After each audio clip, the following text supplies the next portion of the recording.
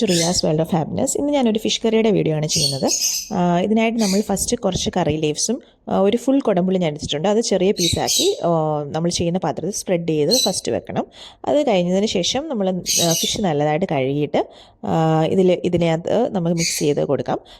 അതിനുശേഷം നമ്മൾ ഈ പുളി ഞാൻ നല്ല ചൂടുവെള്ളത്തിലാണ് ഇട്ട് വെച്ചിരുന്നത്. ആ വെള്ളം നമ്മൾ ഇതിലേക്ക് ഒഴിച്ചു കൊടുക്കും. അതിനു മുമ്പ് നമ്മൾ കുറച്ച് സോൾട്ടും പെപ്പറും ടെർമറിക്കും ആഡ് ചെയ്യണം.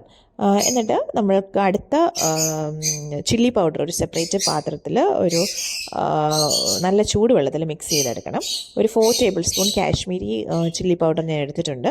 അതൊരു പേസ്റ്റ് ഫോമിലാക്കി നമുക്ക് മാറ്റി വെക്കാം. അത് കഴിഞ്ഞിട്ട് നമ്മളൊരു സെപ്പറേറ്റ് പാനിൽ കുറച്ച് കടുകും ഉലുവയും കൂടെ ചൂടാക്കണം.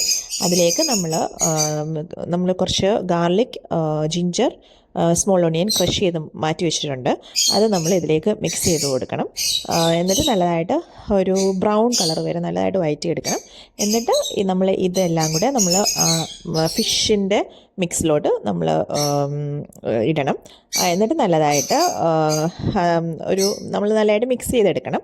എന്നിട്ട് അതിലേക്ക് ഒരു ഫിഷിന് ആവശ്യമായ ഒരു കപ്പ് വെള്ളവും കൂടെ മതിയായിരിക്കും. കാരണം നമ്മൾ പുളിവെള്ളം എല്ലാം മിക്സ് ചെയ്തിട്ടുണ്ടല്ലോ.